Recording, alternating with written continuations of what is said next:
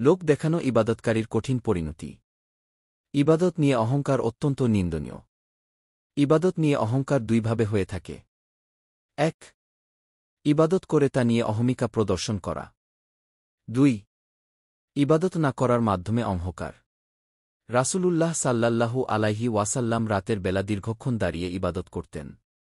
অথচ তার অতীত ভবিষ্যতের সব পাপ মাফ করে দেওয়া হয়েছে। এ প্রসঙ্গে আয়েশা রাদিয়াল্লাহু আনহু এর প্রশ্নের জবাবে তিনি বলেন, আমি কি কৃতজ্ঞ বান্দা হব না?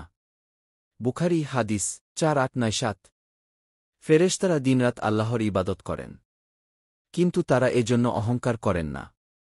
যেমন আল্লাহ বলেন, নিশ্চয়ই নৈকট্যশীল ফেরেশতারা, যারা তোমার প্রতিপালকের সান্নিধ্যে থাকে, তারা তার ইবাদতে অহংকার করে না। তারা তার গুণগান করে এবং তার জন্য সিজদা করে। সূরা আরাফ আয়াত 206।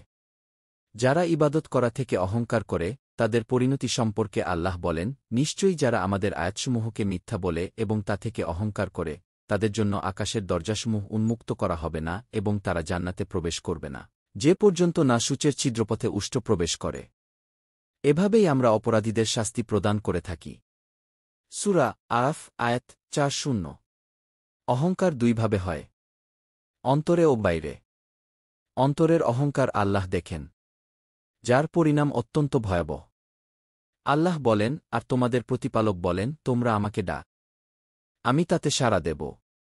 নিশ্চয়ই যারা আমার ইবাদত থেকে অহংকার করে, তারা সত্বর জাহান্নামে প্রবেশ করবে লাঞ্ছিত অবস্থায়। সূরা মুমিন গাফের আয়াত 60। এখানে ইবাদত অর্থ দোয়া। রাসূলুল্লাহ সাল্লাল্লাহু আলাইহি ওয়াসাল্লাম বলেন, সব কর্ম নিয়তের ওপর নির্ভরশীল। বুখারী হাদিস 1। বাইরের অহংকার প্রকাশ পায় কথায় ও কর্মে। যেমন, অহংকারীদের বাহ্যিক আচরণ সম্পর্কে আল্লাহ বলেন, যখন তাদের বলা হতো, আল্লাহ ছাড়া কোনো উপাস্য নেই, তখন তারা ঔদ্ধত্য দেখাত। সূরা সাফফাত আয়াত 3-5। আর কর্মে অহংকারী হল লোক দেখানো ইবাদতকারীরা। এদের সম্পর্কে আল্লাহ বলেন, নিশ্চয়ই মুনাফিকরা আল্লাহর সঙ্গে প্রতারণা করে, আর তিনিও তাদের ধোঁকায় নিক্ষেপ করেন। যখন তারা সালাতে দাঁড়ায়, তখন অলসভাবে দাঁড়ায়। তারা লোকদের দেখায় এবং আল্লাহকে খুব কমই স্মরণ করে।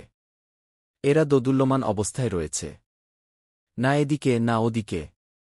আসলে আল্লাহ যাকে পথভ্রষ্ট করেন, তুমি তার জন্য কোনো পথই পাবে না। সূরা নিসা আয়াত 142-143।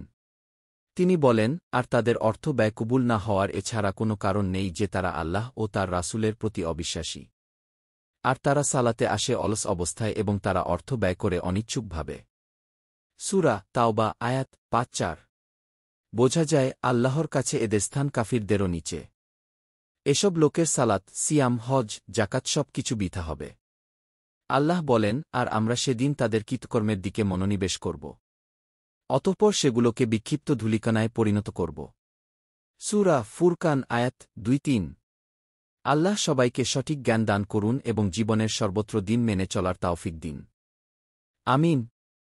দিন প্রচারের উদ্দেশ্যে ভিডিওটি শেয়ার করুন। লাইক, কমেন্ট, ফলো এবং চ্যানেলটি সাবস্ক্রাইব করে পাশে থাকবেন। জাযাকাল্লাহ খৈরান।